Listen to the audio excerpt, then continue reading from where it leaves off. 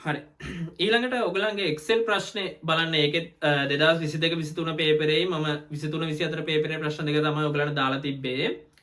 ඒකට හේතුව දැන් ඒ වගේම ප්‍රශ්නයක් තමයි ඔයගලන්ට එන්නේ. ඒ හැර අර Excel වල වෙනම අලුතින් තියරි එහෙම මොකුත් නැහැ. හැමදාම ඉතින් අර එකම වගේ ප්‍රශ්න ටයිප් එකක් එන නිසා තමයි මම මේ ප්‍රශ්න දෙක ප්‍රැක්ටිස් කරන්න දැම්මේ. දැන් ඒකේ තියෙනවා තෝරාගත් රටවල 2010 2021 බලශක්තිය සූර්ය බලශක්ති උත්පාදනයට අදාළ කරන Excel sheet එකක් ඔයාලට දීලා තියෙනවා. ඔය Excel sheet එක ලොකු වුණාට අහලා තියෙන ප්‍රශ්න හරිම සරලයි. වසර 12කදී සූර්ය බලශක්ති උත්පාදනයේ වැඩිවීම n තීරුවේ දැක්වේලු. n තීරුව දීලා තියෙනවා ඔයාලට. ඒකේ වැඩිවීම දීලා තියෙනවා. එය ගණනය කරනුයේ 2010 සඳහා අගය 2021 සඳහා අගයෙන් අඩු කිරීමෙනි. එහෙමනම් වසර 12 සඳහා ඕස්ට්‍රේලියාවට අදාළ වැඩිවීමේ අගය දැක්වීමට n3 කෝෂය ඇතුළත් සූත්‍රය ලියා දක්වන්න කියලා තියෙනවා. එහෙනම් ඉතින් සූත්‍රයක් කෝෂිතයක් පටන් ගන්න කලින් සමාන ලකුණ ලියන්න ඕනේ. ඒතර මේක කියනවා වෙනස ගන්නලු 2021 න් 2010 අඩු කරලා. එහෙනම් 2010 ඔය ඕස්ට්‍රේලියාවේ තියෙන තුන්වෙනි පේලියේනේ. තුන්වෙනි පේලිය ඕස්ට්‍රේලියාවේ 2021 අගය තියෙන්නේ m3 කෝෂේ. එහෙනම් සමානයි m3. m3 ගෙන් අඩු කරන්න වෙනවා 2010 අගය 2010 අගය නම් තියෙන්නේ b3 කෝෂේ. එහෙනම් m3 ගෙන් b3 අඩු කරා නම් ඔයාට වෙනස හොයාගන්න පුළුවන්. හරි. ඊළඟට ඒක දෙවෙනි එක අහනවා අනෙකුත් රටවලට අදාළ වැඩිවීමේ අගය දැක්වීමට n3 කෝෂය ඇතුළත් සූත්‍රය n4 ඉඳන් n14 කෝෂ පරාසයට පිටපත් කරනවලු.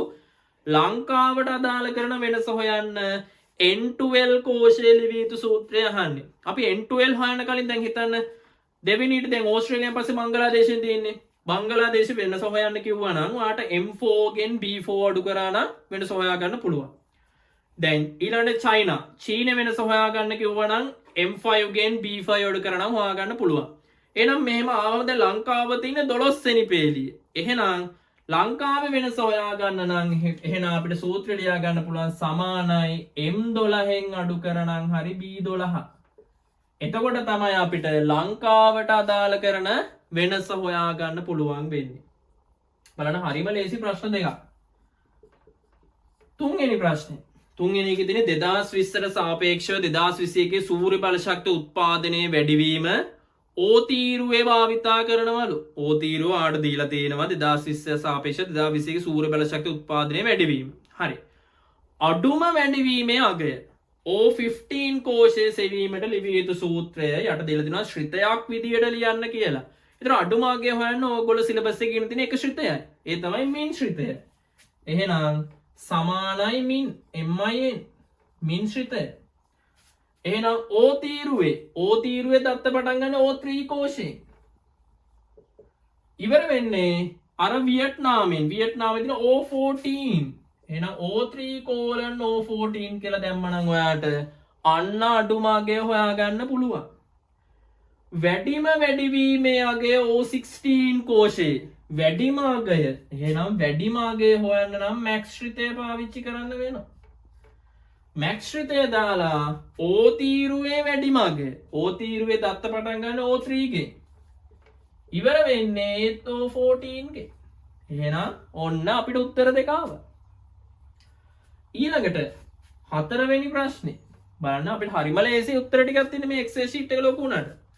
ඕස්ට්‍රේලියාවේ වැඩිවීම සහ වැඩිවීමේ අගය අතර අනුපාතය දැක්වීමට P3 තීරුව දීලා නැහැලු. ඒකට මෙන්න මේ සූත්‍රය එන්ට කරනවලු. සමානයි ඒගොල්ලෝ කියන්නේ O3 බෙදීම O16 ගුණ කරනවා 100 multiple 100. සූත්‍රය ඇතුළත් කළේ සිතන්නලු. එනමුත් එම සූත්‍රය අනෙකුත් රටවල අනුපාතයේ සෙවීමට P4 ඉඳන් P14 කෝෂ පරාසයට පිටපත් කරන්න සුසු නොවේලු. ඒක හරිනේ. මේක පිටපත් කරන්න බෑ. එම අවශ්‍යතාව සපුරාලේ P3 කෝෂය ඇතුළත් නිවැරදි සූත්‍රය අහනවා. මේකෙදී මෙන්න මේ O16 කෝෂය ගත්තාම බලන්න O16 එකේ තියෙන්නේ highest value එක. වැඩිම අගය. ඒතර එයා හැමෝටම පොදුයි. පොදු වුණා නම් එයාව අපි ස්ථිර කරගන්න ඕනේ. එහෙනම් මේ ශ්‍රිතය මෙහෙම ලියලා හරියන්නේ නැහැ. අපි මේ ශ්‍රිතය එක්කෝ දෙපසටම ඩොලර් මාක් දාලා ස්ථිර කිරීමක් විදියට තීරු හා පේලි නිරපේක්ෂයක් දාලා මෙහෙම ලියන්න පුළුවන්. එතකොට කොයි එකටත් වලංගුයි. තීරු වලටත් වලංගුයි, පේලි වලටත් වලංගුයි. නැත්තම් ඇත්තටම මේ සූත්‍රයේ උත්තර ටික පල්ලෙහාට පිටපැත්තේ බලන්න ඒගොල්ලෝ කියන්නේ එහෙමනේ. P4 ඉඳන් P14. ඒ කියන්නේ P4, P5, P6, P7 ඔය විතර P14 කියන උත්තර ටික පල්ලෙහාට පිටපැත්තේ.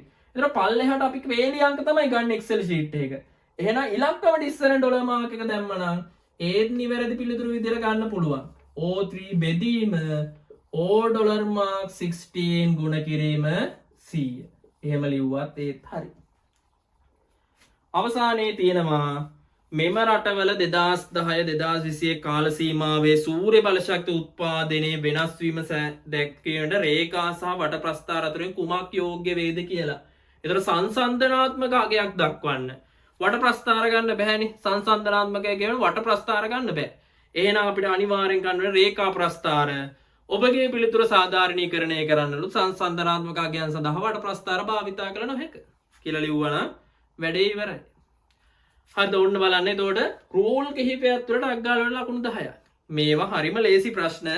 අර පොඩ්ඩක් ඔය වගේ අර අඩු කිරීම උත්තර දානකොට පොඩ්ඩක් හිතනොත් හදලා බලන්න මේ 28.0 දැන් උදාහරණයක් ඕස්ට්‍රේලියාව වගේ වෙනස හෙව්වහම 28.04න් 0.39ක් අඩු කරාම 27.65 එනවා නේද කියන එක නිකන් පොඩ්ඩක් කටුකොල එකක් හදලා බලන්න. ඒතර ඔයාලට උත්තරේ හරියටම හරිනේ. ඒතර කිසි ගැටලුවක් නැහැ. දාන්න උත්තරේ මම ලිව්වා හරියටම හරි. මොකද අරකින් අරක අඩු වුණාම අර උත්තරේ එනවා කියලාත් ඔයා දන්නවා.